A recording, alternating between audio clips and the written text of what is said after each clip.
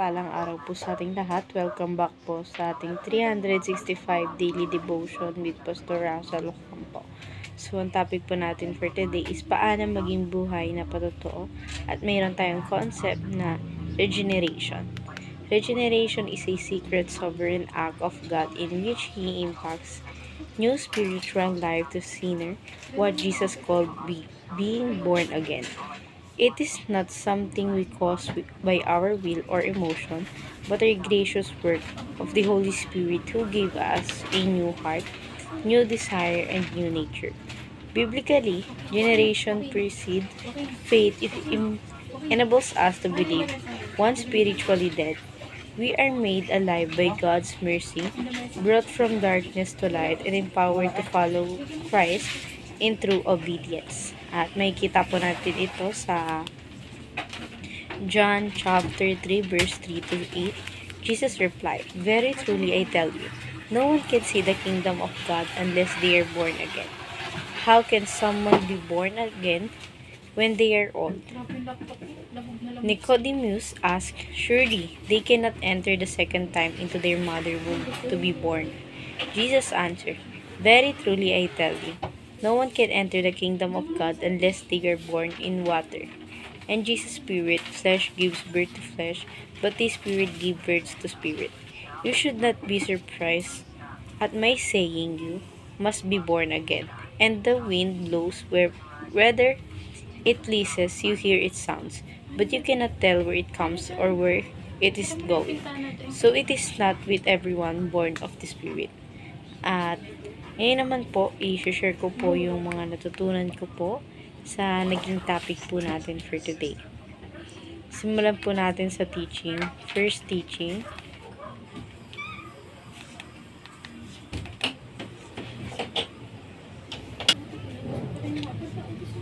Regeneration makes dead people live. So, yung pagre-reborn pala ng kanyang mga anak sa pamamagitan ng tubig na pagbabautismo.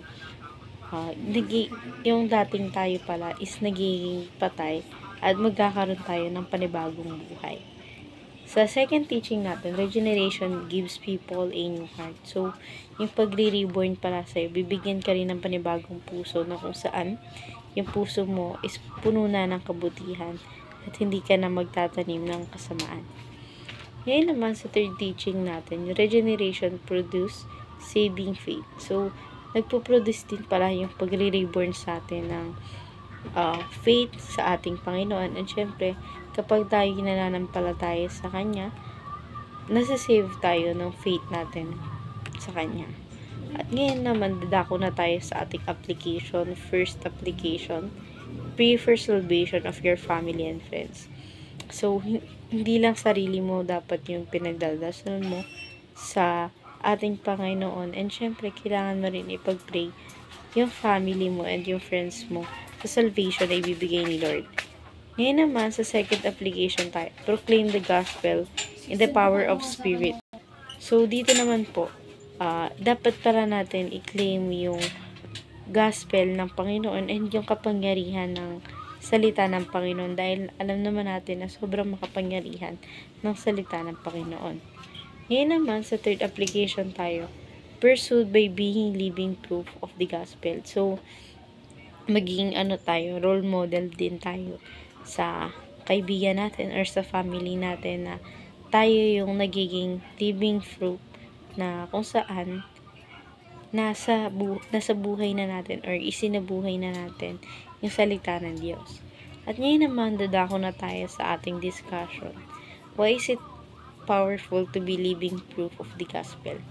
Para sa akin, sobrang powerful ng maging living proof ka ng gospel, dahil nga mas maiengganyo yung tao na manampalataya sa Panginoon or makinig ng salita ng Panginoon, dahil sa'yo pa lang nakikita na nila yung malaking pagbabago sa sarili mo.